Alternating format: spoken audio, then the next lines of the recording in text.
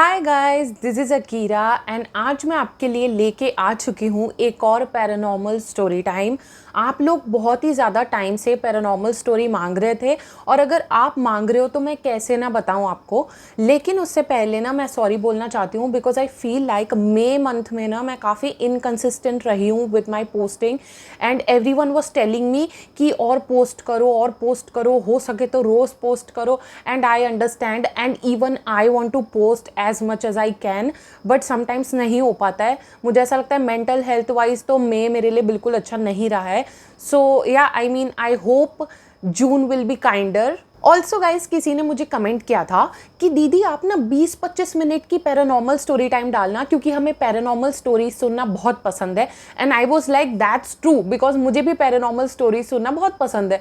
तो I was like कि मुझे एक लंबी वीडियो लेके आनी चाहिए पैरानॉर्मल स्टोरीज की। सो आज वाली वीडियो मैं कोशिश करूंगी थोड़ी लंबी हो ताकि आप खाना, मैगी, चाय, कॉफ़ी सब चीज़ों के साथ इंजॉय कर सको। इसीलिए आपको जो भी साथ में चाहिए, पॉपकॉर्न, खाना, एवरीथिंग साथ में लेके बैठ जाना। जो स्टोरी मैं आज आपको सुनाने वाली हूँ ना, it is one of the creepiest stories I have ever heard.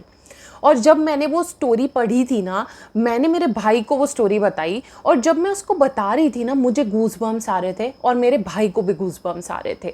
So this story is going to be so interesting. और इस स्टोरी के बाद ना मैं 2-3 किस्से और आपको सुनाऊंगी पैरानॉर्मल, जो काफ़ी मिलते जुलते हैं स्टोरी से, तो आपको पता चलेगा कि किस टाइप से चीज़ें होती है पैरानॉर्मल वर्ल्ड की। सो गाइज, अगर आप पैरानॉर्मल स्टोरीज के फैन हो ना, आई एम श्योर आपको छलावा के बारे में पता होगा।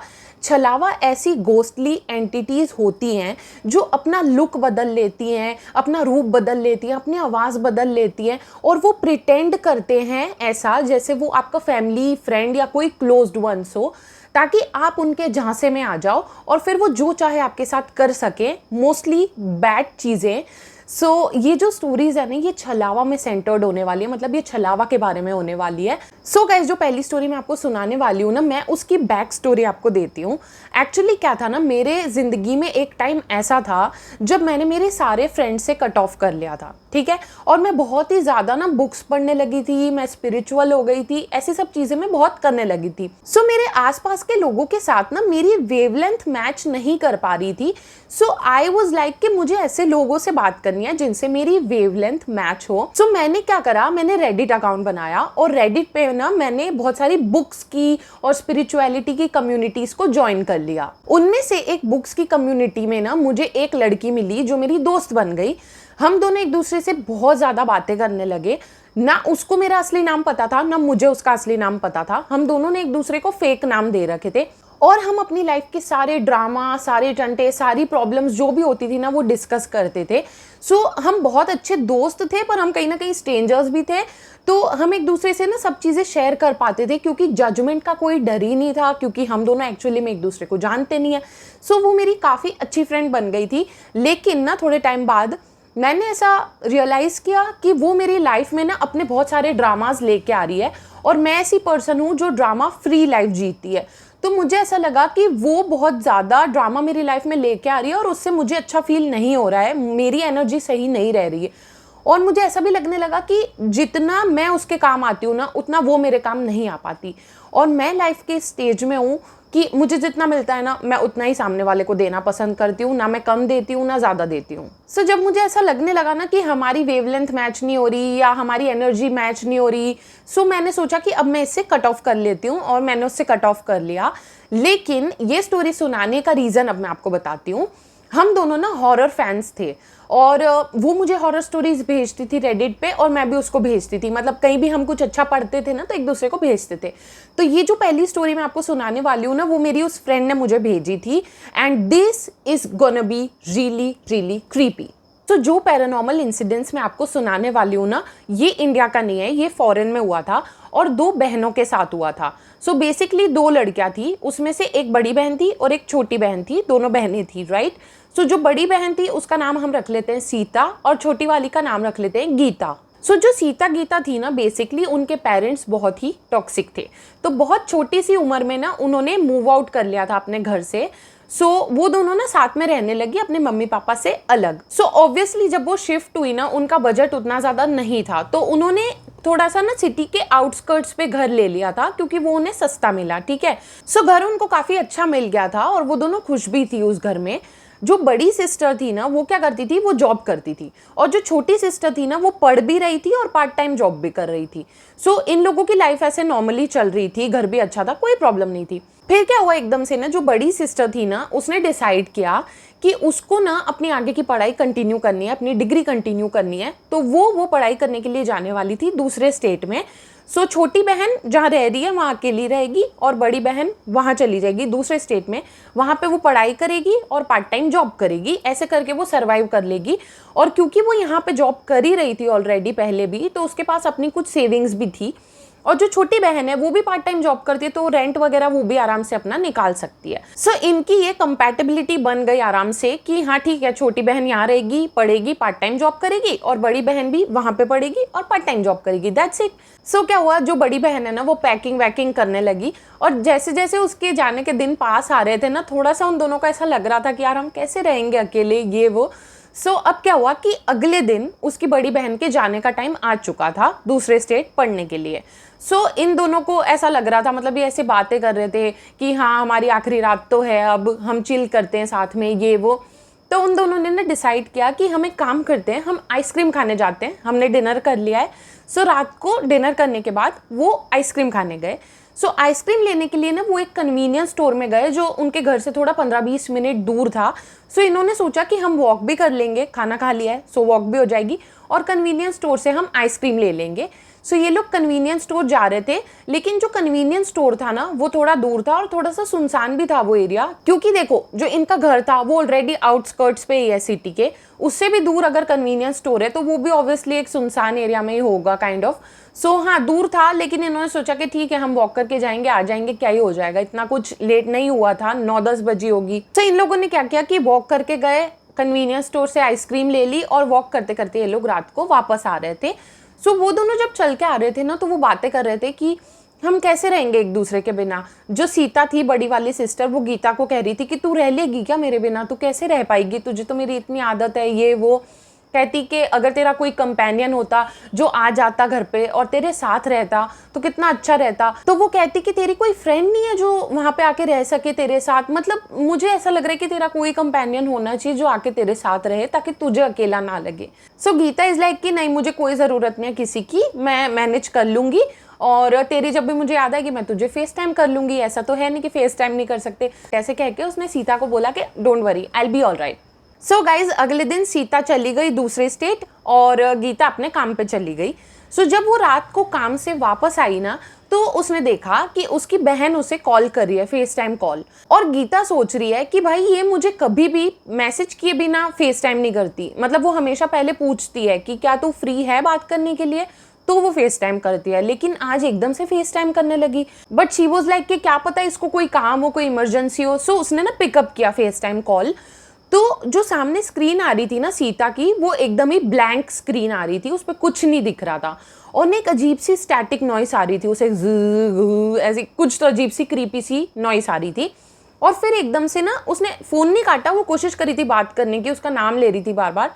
सो सामने से गीता को आवाज़ आती है फेस टाइम से, हाय हाय, और ये बात करने की कोशिश करिए तो सामने से सिर्फ यही आवाज़ आ रही है, हाय हाय। ऐसे 1-2 बार हुआ और फिर से वो स्टैटिक नॉइस आने लगी। तो इसको लगा कि क्या पता कनेक्शन में कोई इशू हो गया हो, क्या पता क्या हुआ। तो इसने फ़ोन काटा और कॉल बैक किया तो उसकी बहन ने नहीं उठाया। तो ये सोच रही है गीता कि भाई ऐसा कहाँ चली गई सीता, अभी तो इसका कॉल आया था, अभी मैं इसको कॉल कर रही हूँ तो ये उठा नहीं रही, अजीब बात है। तो उसको अजीब लगा, लेकिन उसने बिल्कुल भी बॉदर नहीं किया और वो जाके अपना चुपचाप सो गई। फिर गाइस जब अगले दिन बात हुई ना सीता गीता की, तो गीता ने उसको पूछा कि भाई तूने कल मुझे कॉल किया था तो तू कुछ बोली क्यों नहीं, और जब मैं कॉल बैक करी थी तो तू उठा भी नहीं रही थी। तो सीता कहती क्या मैंने तुझे कॉल किया था? तो गीता कहती हाँ तूने ही तो कॉल किया था पागल, आवाज़ नहीं आ रही थी, फिर मैंने तुझे कॉल बैक भी किया था। तो सीता कहती मैंने लिटरली तुझे कॉल नहीं किया। शी इज़ लाइक यस तूने किया था। तो सीता कहती कि मैं अपनी कॉल हिस्ट्री चेक कर रही हूँ, मुझे लिटरली कोई कॉल नहीं दिख रहा जो मैंने लगाया हो तुझे। तो सीता को ये चीज़ काफ़ी अजीब लगी कि उसने कॉल नहीं किया गीता को, फिर भी गीता कह रही है कि उसने उसे कॉल लगाया था फेस टाइम एंड उसको हाय भी सुनाई दिया। सो सीता को थोड़ा सा अजीब लगा, लेकिन गीता ने उसको बोला कि भाई तू इतना ओवरथिंक मत कर, क्या पता क्या हो गया होगा, कुछ गड़बड़, इतना ज़्यादा मत सोच। लेकिन सीता ने इस चीज़ को सीरियसली ले लिया था, एज शी शुड, लेना ही चाहिए ऐसी चीज़ें सीरियसली। तो वो सोचने लगी कि ऐसा कैसे हो सकता है और क्यों हो सकता है। फिर क्या होता है, सीता ने इस बारे में थोड़ा सोचती है तो उसे आइडिया लग जाता है कि एक्चुअली ऐसा क्यों हुआ। और सीता कॉल लगाती है गीता को, तो वो गीता को बताती है कि जिस चीज़ से तू डील कर रही है शायद वो छलावा है, क्योंकि छलावा यही करता है, वो आपकी क्लोज्ड वंस की आवाज़ निकालता है, उसके जैसा रूप ले लेता है और आपको एक false sense of security provide करता है ताकि तुम उसके झांसे में आ जाओ और उसे अपनी लाइफ में इनवाइट कर लो। सो वो बेसिकली चाहता है कि तू उसे रिस्पॉन्स दे, पर जब भी तू ऐसा कुछ सुने या देखे प्लीज़ कुछ भी रिस्पॉन्ड मत करना, उसके साथ कोई बातचीत मत करना, simply all you have to do is ignore. इतना ज़्यादा सीता ने गीता को समझा दिया, लेकिन फिर भी गीता इन चीज़ों को सीरियसली नहीं ले रही थी। शी इज़ लाइक हाँ ठीक है, इतना मत सोच, ये वो ऐसे करके वो अभी भी ऐसे सोच रही थी कि सीता ओवर थिंक कर रही है, बट सीता ने उसको बोल दिया था कि be really careful. So Gita is like okay I will be careful. फिर क्या होता है, उसी रात को ना गीता बर्तन धो रही होती है और उसे सुनाई देता है कि लॉन्ड्री रूम में फुटस्टेप्स की आवाज़ आ रही है और उसे डर लगता है कि भाई घर में कोई घुस तो नहीं गया, कोई चोर उचक्का। शी इज़ लाइक मुझे जाके चेक करना होगा। वो लॉन्ड्री रूम में गई, कोई नहीं था, लेकिन उसे आवाज़ आई इधर आओ इधर आओ, और वो फ्रीक आउट हो गई। लेकिन उसने आसपास देखा तो कोई नहीं था, तो उसको लगा क्या पता आसपास से मुझे किसी की आवाज़ आ गई हो। उसने ज़्यादा माइंड नहीं किया, उसने वापस अपने बर्तन धोए और जाके सो गई। फिर अगले दिन गीता अपने कॉलेज चली गई, उसके बाद वो अपने पार्ट टाइम जॉब पे चली गई। फिर जब वो अपने जॉब से आ रही थी ना, तब उसकी फ्रेंड का फ़ोन आ गया कि हम पार्टी कर रहे हैं, तो आएगी क्या? तो शी इज़ लाइक हाँ वाई नॉट, वो पार्टी करने चली गई। उसके बाद ना वो बहुत लेट घर पे आई, रात के 2-3 बजे के करीब, ठीक है। और जैसे ही वो घर में घुसी ना, आज उसको अजीब सी फीलिंग आ रही थी, लाइक उसे हैवी लग रहा है, उसे अनसेटलिंग सी फीलिंग आ रही थी अपने ही घर में। एंड शी इज़ लाइक ऐसा क्यों मुझे लग रहा है, बट देन उसने ज़्यादा ध्यान नहीं दिया उस चीज़ पे और वो ऊपर जाके अपने रूम में जाने लगी, बेडरूम में। फिर जैसे ही वो बेडरूम में गई ना, उसने रियलाइज़ करा कि उसका रूम ऐसा लग रहा है जैसे वहाँ पे कोई आया हो।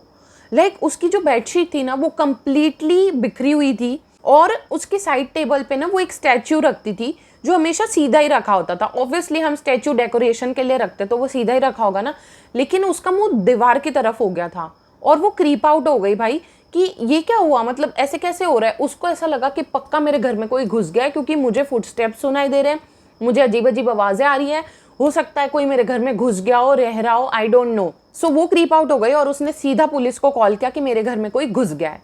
तुरंत पुलिस आई, उन्होंने चेक किया, घर में कोई नहीं था, ना ब्रेक इन के कोई साइंस थे कि कोई घुसा हो जबरदस्ती अंदर, ऐसे कोई भी साइंस नहीं मिले।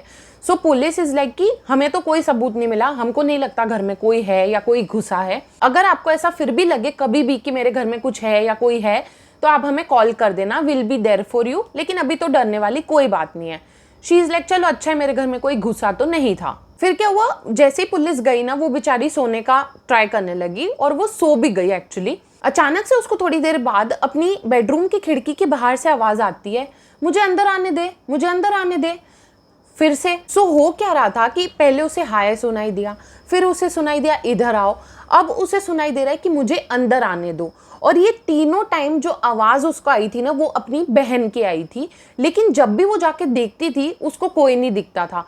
आज भी जब उसे आवाज़ आई कि मुझे अंदर आने दो, उसको लगा कि क्या पता उसकी बहन आ गई हो उसे सरप्राइज करने, तो उसने खिड़की के बाहर देखा भी, लेकिन कोई नहीं था। सो उसकी बहन कभी भी आई नहीं होती थी, बस हमेशा उसको ऐसा लगता था कि उसे उसकी बहन की आवाज़ सुनाई दे रही है। सो क्योंकि वो अपनी बहन के बहुत ज़्यादा क्लोज थी, तो जो भी छलावा था वो उसकी बहन की आवाज़ को यूज़ कर रहा था इस तक पहुँचने के लिए। तो ना जो एक्सपीरियंसेस गीता के साथ हो रहे थे ना, अब वो उनको सीरियसली लेने लगी थी। And now it all made sense in her mind. She is like कि पहले इसने मुझे हाय बोला, मैंने ध्यान नहीं दिया, फिर इसने मुझे बोला इधर आओ, मतलब पहले उसने मुझे बुलाया और जब मैंने रिस्पॉन्स नहीं किया तो अब ये जो भी है ये कह रहा है कि मुझे अंदर आने दो, मतलब मैं इसके पास नहीं गई तो अब इसे मेरे पास आना है। तो वो समझ गई कि ये कुछ ना कुछ स्पिरिट है या कुछ तो है, कुछ गड़बड़ मामला है ये, और उसको मन में कंफर्म हो गया कि अब तो इसका कोई स्टेप लेना पड़ेगा मुझे। अब क्या हुआ गाइस कि वो फुल्ली डर चुकी थी, ठीक है। तो उसने अपनी फ्रेंड को फ़ोन किया कि मैं तेरे यहाँ रात रुकने आ रही हूँ क्योंकि मेरे यहाँ मुझे डर लग रहा है। वो फटाफट ना अपना इमरजेंसी बैग फिल करने लगी, उसमें मतलब 1-2 जोड़ी कपड़े और बेसिकली जो भी 1-2 दिन रुकने के लिए चाहिए था उसको फ्रेंड के यहाँ पे, वो सारा कुछ भरने लगी वो। तो जो वो सामान भर रही थी ना, उससे वो जो भी एंटिटी थी उसके घर में वो खुश नहीं लग रही थी, यू नो। सो इसको अजीब सा फील हो रहा था और एकदम से क्या होता है कि उसको हॉलवे से अपने आवाज़ आती है फुटस्टेप्स की, और जब ये हॉलवे पे जाके देखती है ना तो होता कोई नहीं है, लेकिन उसे आवाज़ आती है फिर से उसकी बहन की कि मैं इधर आ गई हूँ, मैं तुम्हें कहीं नहीं जाने दूंगी, मैं इधर आ गई हूँ, मैं तुम्हें कहीं नहीं जाने दूंगी। And she got creeped out. भाई साहब जब ये चीज़ हुई ना, she got so creeped out. वो समझ गई कि भाई जो भी है इस घर में है वो कहीं ना कहीं मुझसे अटैच भी हो गया है और वो नहीं चाहता कि मैं इस घर को छोड़ के जाऊं। So she literally called her friend जो 6 फुट 5 इंच का था। शी वॉज लाइक मेरे को कोई स्ट्रॉन्ग पर्सन चाहिए जो यहाँ पे आए और मेरे को यहाँ से लेके चला जाए, बिकॉज मुझे बहुत डर लग रहा है और मुझे लग रहा है कि मुझे जो भी यहाँ पे है वो जाने नहीं देगा यहाँ से अकेले। सो उसने अपने फ्रेंड को कॉल किया, लंबे चौड़े फ्रेंड को, और वो आया और लिटरली इसको लेके चला गया।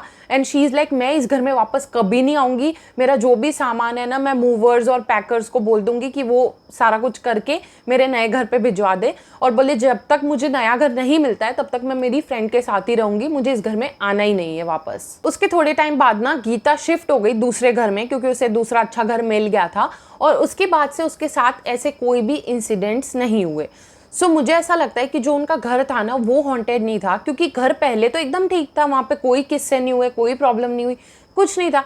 मुझे ऐसा लगता है कि जब सीता और गीता आइसक्रीम खाते खाते आ रहे थे ना उस सुनसान रास्ते से, सीता बार बार ऐसे बोल रही थी गीता को कि काश तेरे साथ कोई कंपेनियन होता जो तेरे साथ रहता ताकि तुझे अकेला ना लगे। वो बार बार यही बात बोल रही थी, राइट, जब भी उनकी बात चल रही थी। सो मुझे ऐसा लगता है कि क्योंकि वो एक सुनसान सड़क थी, ऑब्वियसली वहाँ पे कोई एंटिटी होगी जिसने इन दोनों की बात सुन ली होगी, और उसने सुन लिया कि गीता को कोई कंपेनियन चाहिए रहने के लिए उसके साथ, और वो गीता से अटैच हो गई और काइंड ऑफ उस घर से अटैच हो गई। बट थैंकफुली जैसे ही गीता ने शिफ्ट किया उसके बाद सब कुछ ठीक हो गया। बट इससे हमको ये सीखने मिलता है कि सुनसान सड़कों पे you should talk very mindfully because you don't know who is listening. So guys ये था मेरा पहला किस्सा जो यहीं पे ख़त्म होता है। अब इसके जैसी एक और कहानी मैंने सुनी है जो मुझे लगता है कि हर गांव के बच्चे ने सुनी होती है, और सबका ना इस कहानी का अपना अपना वर्जन है। सो जो वर्जन मैंने सुना है ना मैं आपको वो बताती हूँ। सो गाइज गाँव में 2 बेस्ट फ्रेंड्स रहते थे, हम उनका नाम रख देते हैं राघव और समीर। सो राघव और समीर दोनों पक्के बेस्ट फ्रेंड्स हैं जो गांव में रहते हैं, और उनको आम के पेड़ पे चढ़ के आम तोड़ना बहुत ही ज़्यादा पसंद है। वो स्पोर्ट की तरह लेते हैं उसको, आम तोड़ने को। सो जनरली क्या होता है ना कि आम के जो बाग होते हैं ना, उनके जो ओनर होते हैं वो दिन भर उसकी रखवाली करते हैं। सो दिन में वो आम नहीं तोड़ पाते थे, क्योंकि अगर दिन में वो आम तोड़ेंगे और ओनर ने उनको देख लिया तो पक्का उनको मार पड़ेगी। तो क्या हुआ, एक दिन राघव और समीर दोनों खेल रहे थे, ओके, और खेलते खेलते ना वो थक गए शाम को, और ना एक बड़े से पेड़ के नीचे बैठ गए।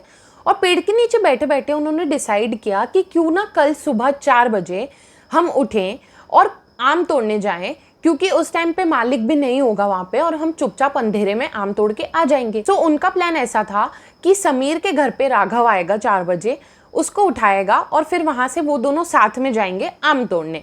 सो ये सारी जो प्लानिंग वो कर रहे थे वो उस बड़े पेड़ के नीचे बैठ के कर रहे थे। And they were like okay ये हमारा प्लान है सॉलिड। सो राघव को बोला समीर ने कि ठीक है तू 4 बजे आ जाना, मैं रेडी रहूंगा, फिर हम दोनों चलेंगे आम तोड़ने। सो क्या हुआ कि फिर वो दोनों घर जाके सो गए। राघव अपने घर सो गया, समीर अपने घर सो गया।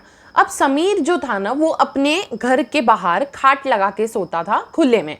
सो वो खाट लगा के सो रहा था और एकदम से आया राघव, और राघव उसे कहता है कि उठ जा, जाना नहीं है क्या आम तोड़ने के लिए। तो समीर कहता कि ओ 4 बज गई क्या। तो राघव कहता हाँ बज गई है, चल आम तोड़ने चलते हैं। तो समीर कहता ठीक है मुझे मुंह धोने दे, मैं मुंह धोता हूँ फिर हम चलते हैं। तो समीर ने मुंह धोया और फिर ये लोग चलने लगे।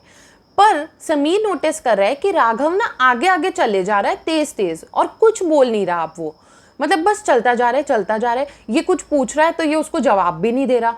तो समीर को थोड़ा गड़बड़ लग रहा था कि ये ऐसे कुछ बोल क्यों नहीं रहा है, मतलब बहुत गड़बड़ लग रही थी उसे। सो समीर ने क्या किया कि राघव तो आगे आगे चल रहा था, तो ये ना रुक गया जहाँ पे था वहाँ पे। वो सोचा कि मैं देखता हूँ कि ये पलट के मुझे देखता है कि नहीं देखता, कि मैं आ रहा हूँ या नहीं आ रहा हूँ, लेट मी सी कि होता क्या है। तो ऐसे करके समीर ना एक ही जगह रुक गया और वो देखता है कि राघव रुक ही नहीं रहा है। वो चलता जा रहा है, चलता जा रहा है, चलता जा रहा है, और आगे जाते जाते जाते जाते राघव गायब हो गया। लिटरली उसकी आंखों के सामने से उसका दोस्त गायब हो गया। और समीर को समझ ही नहीं आया भाई साहब कि ये कहाँ चला गया, और उसको तो डर लगा। उसने सीधा दौड़ लगाई और पहुंच गया घर। फिर क्या हुआ कि समीर तो घर गया भाई और डर के मारे सो गया। उसने तो अभी तो घर पे भी किसी को कुछ नहीं बताया, ठीक है, वो सीधा गया और चुपचाप अपना सो गया। फिर क्या होता है कि थोड़ी देर बाद राघव आता है और वो समीर को उठा रहा है कि चल ना, 4 बजे जाना था ना मैं आम तोड़ने के लिए। ही इज लाइक, भाई मैं आया तो था 4 बजे तेरे साथ, तू पता नहीं कहाँ गायब हो गया, अजीब सी हरकतें कर रहा था। राघव कहता, व्हाट, मैं तो अभी आया हूँ और 4 भी अब बजी है, तू क्या बात कर रहा है। तो समीर भागा घर के अंदर और उसने टाइम देखा, अब 4 बजी थी। फिर जब इन दोनों ने अपने घर पे शेयर किया ना ये किस्सा, तो उनके घर वालों ने उनको बताया कि वो जो उसने देखा था समीर ने सुबह सुबह, वो छलावा था, वो राघव नहीं था। तो ये लोग कहते कि बट वो ऐसे कैसे, मतलब कैसे आ गया वो ऐसे राघव बन के। तो दे आर लाइक कि तुमने पेड़ के नीचे बैठ के ये बात की थी, हो सकता है पेड़ पे कोई एंटिटी रहती हो जिसने ये सुन लिया तुम्हारा प्लान, और फिर वो एग्जीक्यूट करने वो आ गया वहाँ पे, ताकि वो तुमको छले, तुम्हें धोखा दे, वो प्रिटेंड करे कि वो राघव है और फिर तुम्हारे साथ कुछ गलत कर दे। पर ये तो अच्छा हुआ कि सही टाइम पे तुम्हें समझ आ गया और तुम पलट के भाग के घर आ गए। सो ना ये चीज़ रियल में होती है। पहले गाँव में बहुत ज़्यादा हुआ करती थी कि ऐसे रूप बदल के कोई भी कहीं भी आ गया। मेरे पास तो मतलब छलावा के तो मैंने बहुत इंसिडेंट सुने हैं। सो दो जो चीज़ें हैं ना जिनसे आपको बहुत केयरफुल रहना चाहिए, वो है सुनसान सड़क और पेड़। सुनसान सड़क पे तो मेरे घर वाले मुझे हमेशा से सिखाते हैं बचपन से कि जब सुनसान एरिया और ऐसा हो ना, ज़्यादा चपड़ चपड़ करना ही नहीं, मतलब ज़्यादा बोलो ही मत, भगवान का नाम लो और चुपचाप वहाँ से निकल लो। पता है स्कूल टाइम में मेरी एक फ्रेंड हुआ करती थी, I still remember her name but let's call her Shreya. तो श्रेया मेरी फ्रेंड थी, ठीक है, स्कूल टाइम पे। और मेरे साथ क्या होता था, मुझे बहुत पसीना आता था स्कूल में, मैं बहुत स्वेटी पर्सन हूँ, ठीक है, मेरा फेस बहुत स्वेट करता है। तो कई बार क्या होता था कि मैं रुमाल ले जाना भूल जाती थी स्कूल। और फिर एक दिन ना मैंने श्रेया को बोला कि मुझे अपना रुमाल देना, मुझे फेस वाइप करना है। उसने मुझे अपना रुमाल दिया। तो उसके रुमाल में मैंने देखा कि कोने में ना कुछ पोटली सी बंधी हुई है रुमाल पे। तो मैंने उससे पूछा कि ये किस चीज़ की पोटली बांधी हुई है तूने। तो कहती कि इसके अंदर राई, नमक और ऐसी 1-2 चीज़ें और हैं। तो मैंने कहा कि ये तू साथ में लेके क्यों घूमती है ऐसा। तो वो कहती कि वो ना दूर कहीं रहती है, थोड़ा सिटी से बाहर को घर है उसका, और जब ऑटो वाला उसको छोड़ने आता है ना, तो क्या है कि 5-6 बच्चे उसके साथ आते थे उस एरिया के, ठीक है। तो ऑटो वाला क्या करता था, उनको थोड़ा दूर छोड़ देता था और फिर वो वापस सिटी में चला जाता था बाकी बच्चों को छोड़ने। तो क्योंकि इनका ऐसे दूर दूर सा घर था ना, तो आई थिंक वो थोड़ा ऐसे ही पहले ही छोड़ देता था। फिर ये क्या करते थे, 4-5 बच्चे अपना ग्रुप बना के ऐसे चल के चले जाते थे अपने घर पे ऐसा। तो वो मेरे को बता रही थी कि जब वो ऑटो वाला उनको उतारता है ना, तो उस एरिया से लेके उनके घर के बीच में एक मैदान आता है जिसको पार करके उनको अपने घर पहुंचना पड़ता है। और उस मैदान में एक बहुत बड़ा पेड़ है और कहते हैं कि उस पेड़ पे चुड़ैल रहती है। सो बेसिकली डर के मारे ये सारे बच्चे ना ऐसी ये पोटली बना के लेके आते थे। इनको ऐसा लगता था, इनके घर वालों को, कि ये पोटली उनको वो जो भी चुड़ैल है पेड़ पे उससे प्रोटेक्ट करेगी।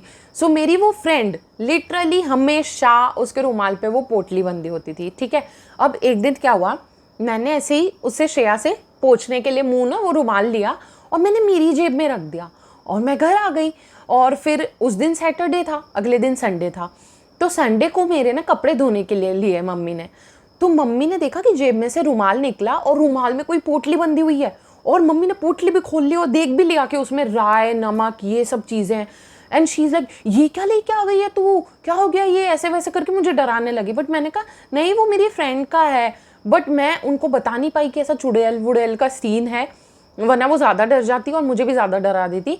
तो मैंने कहा कि नहीं, वो ऐसे ही राय वाय लेके आती है, उसका पेट खराब हो जाता है ना कई बार, तो राय फाँकने से अच्छा रहता है, तो इसीलिए वो लेके आती है। ऐसे करके ना मैंने मतलब बहाना बना दिया, क्योंकि मुझे पता था कि अगर मेरे घर पे पता चल गया, oh my god, they are gonna make such a huge scene, क्योंकि फियर मॉन्गरिंग बहुत करते हैं मेरे घर वाले।